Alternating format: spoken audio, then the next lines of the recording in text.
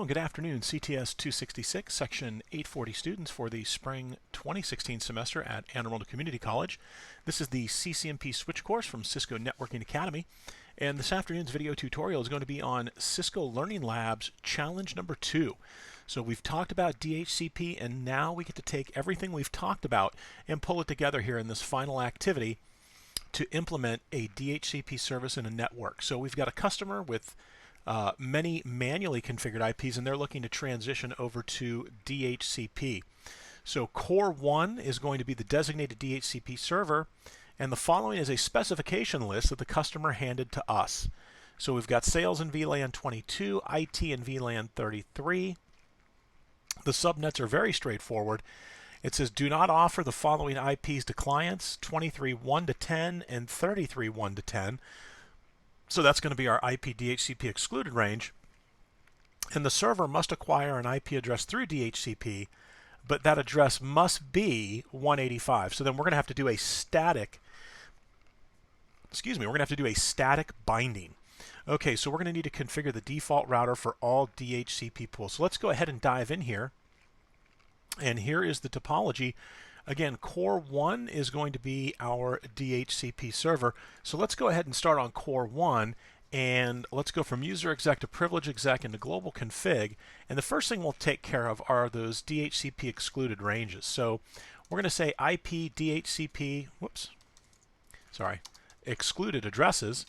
And again, it's going to be the low and then the high number. So the first address we want to, or the first range I should say, is 192.168.22.1 to .192.168.22.10. Now remember, from the reading in the text, and I've got a typo here, let's take care of that. Remember from the reading in the text that the default gateway address, if in fact it is this .1 address right here, would be excluded anyway. So that would be auto-magically excluded. However, I never leave that to chance. I always do the IP DHCP excluded, and I exclude the address of the default gateway, just to be sure. All right, so this is going to take care of the sales VLAN.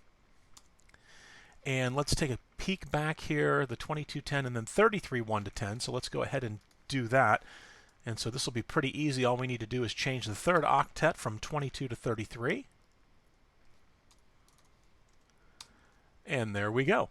So again, we've excluded .1 through .10 inclusive on both the VLAN 22 and VLAN 33. So let's go ahead and configure our pool for sales. So we're going to say IP DHCP pool, and we'll just say sales.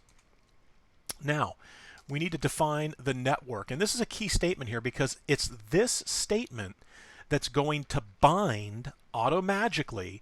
This will bind the network that we indicate here. It'll bind the DHCP process to the interface that is configured on this router that falls within the network we're getting ready to indicate here.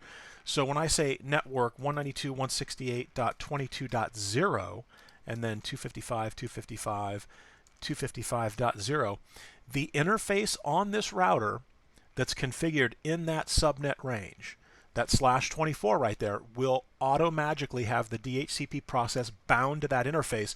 And this is why, unlike IP DHCPv4, we don't actually need to go to the interface and specify the pool. That is being done automatically for us behind the scenes. So what other parameters do we have? Well, we can specify a lease time, right? I can say infinite, or we can say 30 days, right? So we'll put a lease time in there as 30 days. Now, we definitely want to get the default router in there, and that address is going to be that 192.168.22.1 we talked about earlier. And so we're good there with the default router of 192.168.22.1. Some other parameters that we may want to set. We could set the domain name. I'll say ccmp.com. And then we could also take a look at utilization. So let's talk about this for a second. So the utilization, right? Mark So the high mark of the pool. So once this pool hits 85% utilized, I want a log entry generated for that. And then I'm going to say when it drops back down and hits a low of 65, that we also want a log generated. Again, if we don't do this, it may not occur to us that the pool is being exhausted. So when the pool starts to get close to being exhausted, we want to make sure that we're notified that that's what's going to that's actually taking place at that time. So let's go ahead and say end. Let's do a quick write mem here, and then let's say show run section DHCP. So there is our DHCP section right now. We've got our default router. We've got the utilization, high and low watermarks. We've got our network statement, which is going to bind to, if we do a show IP interface brief, it's going to bind to Ethernet 02 because that is the interface in that range. We set up our domain name. Our lease time is 30 days. And so this pool is ready to go. So let's go drop down here to PC1. And we're going to go from user exec to privilege exec, say show IP interface brief. And you can see that we have an address here, 192.168.22.100. So if I were to say show run interface Ethernet 00, that interface has been hard-coded with that IP address. And so it looks like what we're going to do is we're actually going to change that. So I'm going to go into global config, and we're going to say interface Ethernet 00 and IP DHCP, or IP address DHCP. And what this is going to do is it's going to allow us to get a DHCP address. So show run interface Ethernet 00. Let's make sure that the IP is gone. And it is. And so now it says IP address DHCP. So a show IP int brief, and look at that. We get a nice log message telling us that the IP address that we were just assigned, 192.168.22.11, is coming out of our DHCP pool. You can see the message kind of wrapped around the screen there, but it's assigned via DHCP. So now that we've got this information, if we were to go ahead and go back to Core 1, if I was to say, let's quit out of that, show IP DHCP bindings. So you can see right there, there is that client identifier, that really long string of characters. And in there somewhere should be the MAC address for PC1. So if I were to come back to PC1 and say do show interface Ethernet 00, we see our burn-in address is AABBCC001100. And do we see that in there, or is that not going to show up in here? No, it doesn't show up in here at all. Yeah, so it doesn't actually show up in here at all. So the hardware address isn't in here. It's just the client ID. Now you can see the lease expiration, right? We pushed it out and we said 30 days. If I were to say show clock, so it thinks it's March 12th, which means it's going to go all the way to April 11th at 11:47 a.m. And that is the address that was allocated. All right, so we've taken care of PC1, and we're going to do the same thing, I believe, with PC2. So let's come down here to PC2. And in fact, let me double check here. Yeah, so it's going to be everybody except for server. All right, so with PC2, we're going to do much the same thing. So show IP interface brief, and you can see there's a hard-coded IP here. If I say show run interface Ethernet 00, we do have a hard-coded IP. So let's go into global config and then into interface config mode, where we're simply going to say IP address DHCP. And again, once I hit enter, what we should see is we're going to receive an IP address, but that IP address should be out of a different pool.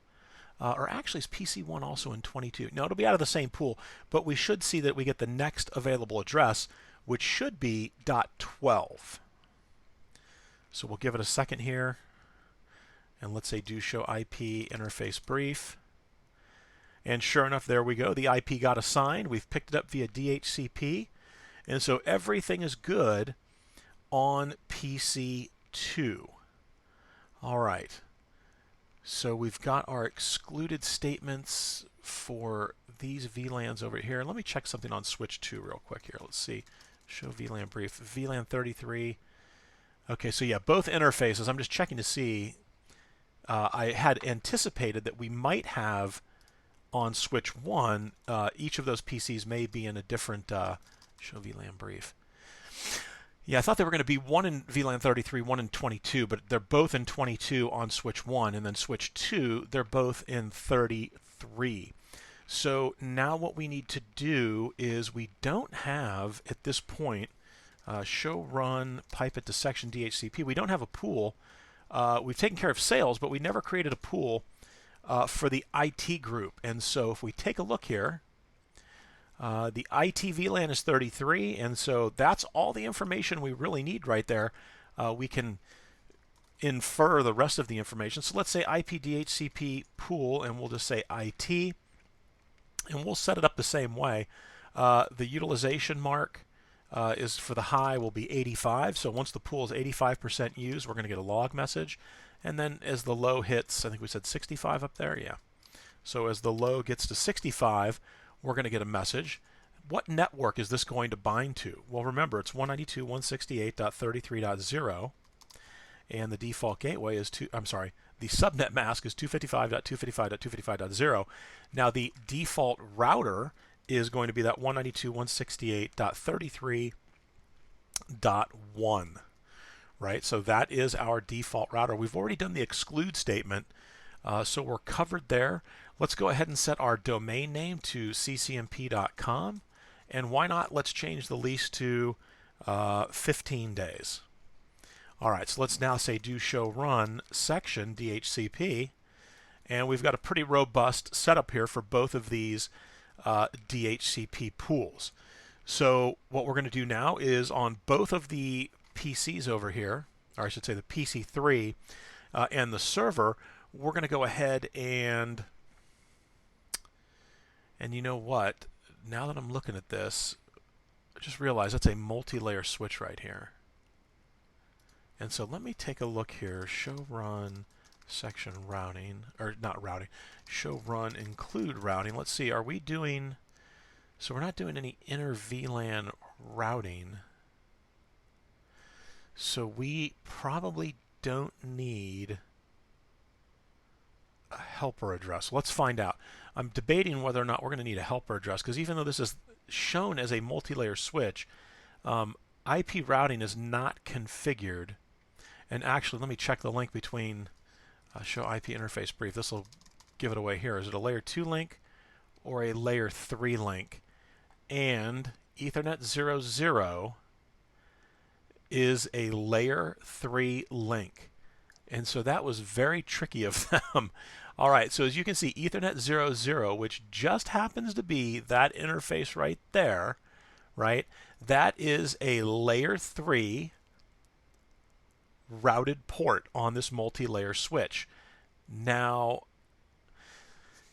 and that's exactly why IP routing is not enabled, because for IP routing it would just simply be inner VLAN routing, but since we're setting this up as a point-to-point link, I don't believe we need to have this on. We just simply need to have that no switch port. So show run interface Ethernet 00. And there it is, no switch port with the IP hard coded to 192.168.2.2. Now I'm still not convinced. All right, so let's see. We're going to go to PC3 here. And we're not leaving, we're not leaving the subnet there. So let's go to privilege exec, and then let's get into global config, and we're going to say do show run interface Ethernet 00. And we have a hard-coded IP, so again, we're going to go into interface Ethernet 00, and we're going to say IP address DHCP. And let's see if we pick an address up here. Excuse me. So do show IP interface brief. Yeah, and it doesn't look like it's going to pick it up because we're coming from VLAN 33 and the point-to-point link is a different subnet, so we are definitely going to require a helper address here on switch 2. So if I'm on switch 2 and I say show run interface VLAN 33, right? Because again, this is the interface that's going to receive the broadcast of the all 255s for the DHCP discover.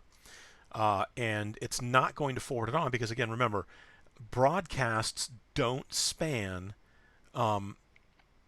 broadcast domains, right? So it's not going to be flooded out to all of the other broadcast domains. So let's go into interface VLAN 33, and we're going to say IP helper address, and this is going to be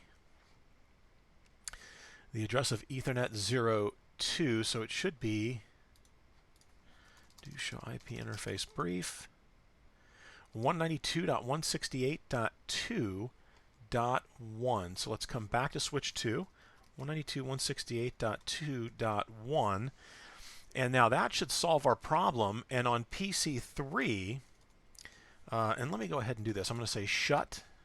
So we'll shut the interface down, and then I'm going to say no shut. And on the no shut, when it comes up, since we're trying to get a DHCP address, it should be sending discover packets out. And there we go. Fantastic. So we've picked up our DHCP address without any issues. And so finally, on the server, sales, IT, do not offer, we're good there. So server must acquire the address through DHCP, but the address must be 33.185. So here's what we're going to need to do, because we're going to need to get the binding. So if I save this here and say show IP DHCP binding, you can see that this is where I get the client ID, right? So we get the client ID here, but in order to get the client ID so that I can set up the static DHCP binding, and that sounds a little odd to say that, so I can set up the static binding in DHCP, I'm going to need the client identifier. So we're going to have to kick on, let's do this. So on the server, we'll go from user exec to privilege exec into global config, do show IP interface brief, and it definitely has a manually assigned, well actually it's got the address it's supposed to have. Is that right? 33.185? 33. So it does have that address, but we need to set it so that it's getting that statically from the pool. So do show run in Ethernet 00. So here's what we're going to do. We're going to go into interface Ethernet 00, and I'm going to say IP address DHCP. And our helper address is configured, so we should get .12, 33.12. We'll wait for the message here. Should pop up any second now as the discover, offer, request, and acknowledgement complete. And there we go. So we pick up 33.12 via DHCP. And now that we've got that, we also have another little tidbit of information here. In the binding table, we should see, whoops, sorry about that. I should click in there. We should see 33.12, and there is the DHCP client ID. And so that's the information that we need. So let's go ahead now, and on the core one switch, let's finish this out here. So remember, we need to create a new IP DHCP pool, and we'll just call it SVR for server, because we can't do the static definition inside of the other two pools. It has to be in its own standalone pool, which is one significant reason why you typically won't see this being done. So we have to say host, and we give the IP address 33.185 that we want to make sure that this host receives, along with the subnet mask, and then we're going to give it the client identifier. Now before we do that, if I do a question mark here, you can see that there's also this hardware address. So we could give it the MAC address, but typically this is only done in scenarios where you've got a host, like a Linux host is a good example, where it, I believe it's that it doesn't use DHCP option 61, or it does. I believe it's that it doesn't. But those hosts aren't sending the correct DHCP option, and so in order to assist, we use the hardware address instead of the client identifier. So, but we already have that client identifier. It's kind of right there at the top of the screen. So when I say and actually before we do this, let's do show IP DHCP binding to bring it back into frame here. So here's what we're simply going to say, Client Identifier, and now we get to type in that string. So 00636973 Fox, followed by 2 Delta 61 6162 622 Echo 6363. And we've got that 3030, 2 Echo 31 3530, 32 Delta 4574, 32 Fox, and 30. All right, so we've got that huge string in there. So, and this is another reason why you don't see this done too often.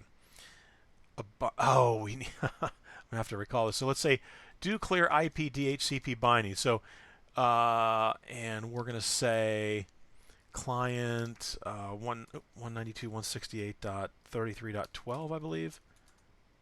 Or is it going to be IP? Do clear IP DHCP binding. I think we don't need the client. I think we just need the IP. There we go. But I needed to have that. And there we go. You got to love it, right? So we set that utilization up and check it out. Our threshold, we are below the threshold. So let's bring up that command again right there with the static binding. So let's save our config here. I'm going to say show IP DHCP binding. And again, take a look at the difference, right? What kind of a DHCP address is that? Well, we've manually assigned it, and these three here above are all automatic. And what is the lease expiration? There is none. It's infinite, because again, this is a static mapping. Now let's go over to the server, and let's see. We had 33.12 do show IP interface brief. So it still shows 33.12, so we're simply going to say shut, and we're going to bring the interface down, and then we're going to say no shut. And let's see, does this do it? And we've got the message, and let's confirm, and absolutely it does. And let me check here. Let's make sure that's everything. So the customer's got 2 VLANs. We're good there. We've got the default router. We got the helper address even. Server must acquire an IP. We've got that. We've done the static mapping. We've done everything here. All right, so this is going to wrap up challenge activity number 2, where we had to go through in a real-world scenario here and configure DHCP on the core 1 router, and it's serving up DHCP addressing for 2 different VLANs. We even got the helper address in there and did a static assignment inside of a custom DHCP pool for the server. All right, thanks for watching. Enjoy your spring break, and I'll see you in 2 weeks.